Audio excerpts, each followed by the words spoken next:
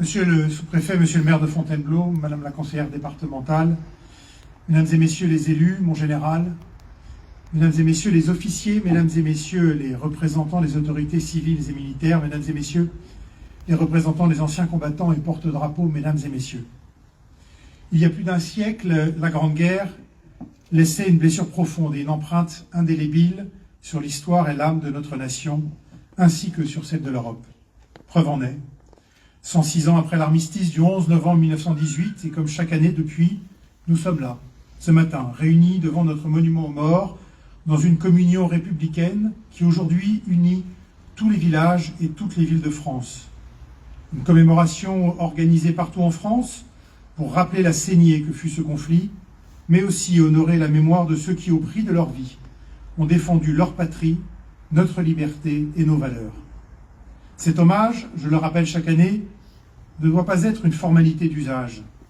Si nous sommes ainsi tournés vers ce monument et vers ces 403 noms de soldats morts pour la patrie, si en 2018, à l'occasion du centenaire de l'armistice, nous avons projeté des photos de ces poilus de 14-18 devant une foule dense de Bellifontains, et sans doute en étiez-vous, c'est que l'hommage que nous rendons à ces combattants n'a rien perdu de son sens aujourd'hui. Existe-t-il en effet de réelles différences entre les tranchées de 14-18 et les tranchées d'Ukraine que l'on voit aujourd'hui dans les reportages de guerre? Finalement, quoi de plus ressemblant à la France de 1914 que la mobilisation d'une nation attaquée et déterminée à défendre son intégrité territoriale et sa liberté, comme le vivent aujourd'hui, aux portes de l'Europe, nos amis ukrainiens? Le risque de guerre aux portes de l'Europe, et qui emmènerait les nations européennes dans une participation plus active, n'est plus un scénario théorique.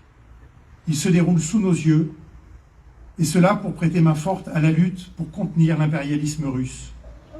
Les tensions internationales rendent chaque jour un peu plus plausible le risque d'un embrasement guerrier dans telle ou telle région du monde que le jeu des alliances viendrait faire dégénérer. Dans un enchaînement d'ailleurs qui n'est pas sans rappeler ce qu'a été le déclenchement de 1914. Dire que la paix est fragile n'a certainement jamais été aussi vrai que cette année.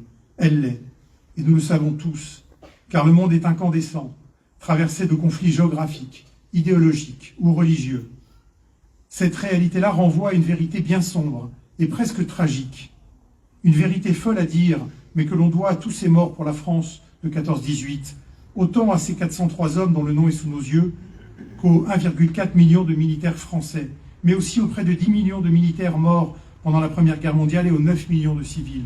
Cette vérité invraisemblable est que toutes les générations qui vous ont suivi, vous les tués de 1914, n'ont collectivement pas su tenir compte des leçons du passé. Votre sacrifice, s'il a permis à notre France, démocratique et républicaine, comme à notre continent, de continuer son chemin, ne nous a pas définitivement vaccinés de la guerre. Et pourtant, des hommes de paix ont donné de la voix.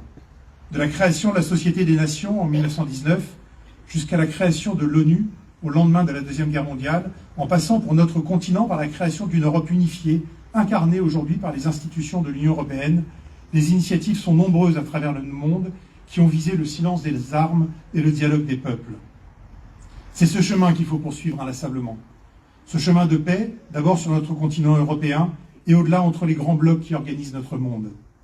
Si nous n'avons pas su pousser le rêve fou de voir la guerre éradiquée, et la Deuxième Guerre mondiale, 20 ans après l'hécatombe de 14-18, montrera que dans l'horreur, l'humanité pouvait se surpasser, au moins nous avons su trouver de nouveaux leviers pour défendre et incarner la paix.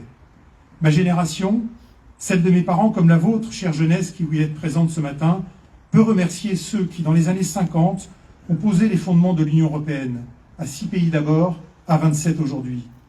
Au-delà des remerciements et de la reconnaissance que nous devons à ces pères de l'Europe, nous devons aussi soutenir ceux qui, les années passant, continuent de faire de l'engagement européen, de l'amitié entre nos peuples et de la paix sur notre continent, le cap vers lequel notre pays doit inlassablement aller. Je suis de ceux qui, sur le sujet, n'a aucune hésitation et des convictions solidement ancrées. Certes, l'Europe avance parfois de manière erratique. Certes, ses procédures sont lourdes et trop technocratiques, et en cela, elle est 1000 fois perfectible. Certes, les peuples qui la composent se choisissent des dirigeants qui n'avancent pas toujours d'un même pas et dans la même direction, mais c'est le jeu de la démocratie. Mais sur le fond, est-ce l'essentiel? Est-ce l'essentiel lorsqu'on considère sur le long terme que c'est par l'union des peuples européens et grâce à l'Europe que nous continuerons à affirmer l'ambition de paix, l'entente entre nations et la pérennité d'un modèle démocratique remis en cause dans tellement de régions du monde? À l'heure des tensions géopolitiques, des bouleversements économiques et climatiques, ainsi que de l'impérialisme russe et chinois, du repositionnement des États-Unis sur la scène internationale, l'Europe doit à la fois rester notre horizon et se saisir de son destin. Elle doit retrouver un élan politique et ne jamais oublier que ce qui lie les nations qui la composent restera toujours plus fort que les différences d'appréciation qui peuvent apparaître selon les époques et selon les sujets. Cela, nous le devons à ces morts ici nommés et à tous leurs camarades tombés ces mêmes années. La paix a un prix. Elle se construit dans la solidarité, elle se construit dans l'unité et la persévérance. Nous ne devons jamais l'oublier. Je sais que cette conviction est solidement ancrée à Fontainebleau.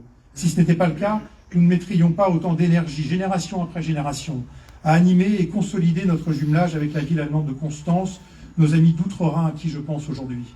Si ce n'était pas le cas, nous ne serions pas fiers d'accueillir ici, sur notre sol, chaque année des étudiants et des familles venus des 4 coins de l'Europe et même du monde. Alors je ne veux pas terminer mon propos sans remercier à mon tour toutes celles et tous ceux qui perpétuent cette mémoire collective, qui nous lie au souvenir des combats passés, mais aussi tous ceux qui, d'une manière ou d'une autre, éclairés par ce passé et motivés par cet avenir que j'évoquais, s'engagent au service de l'élan européen. Je tiens aussi à profiter de cette occasion pour exprimer ma gratitude aux forces armées qui continuent de défendre la paix ainsi qu'à nos services de sécurité, police, gendarmerie, sécurité civile et sapeurs-pompiers, pour leur engagement quotidien, parfois au péril de leur vie. Je veux également rendre hommage à l'éducation et au rôle fondamental de nos enseignants. C'est dans leurs mains que repose l'avenir, car c'est à l'école que s'ancrent les valeurs de citoyenneté, de paix et de solidarité. En ce 11 novembre, alors que nous déposons des gerbes et que nous, dans quelques minutes, que nous allons nous figer dans le silence en hommage à ceux qui sont morts pour la France, souvenons-nous de la puissance du courage et du sacrifice de ceux qui ont donné leur vie pour la liberté. Souvenons-nous de l'importance des enseignements de l'histoire et de la nécessité de rester vigilants à la défense de nos valeurs communes.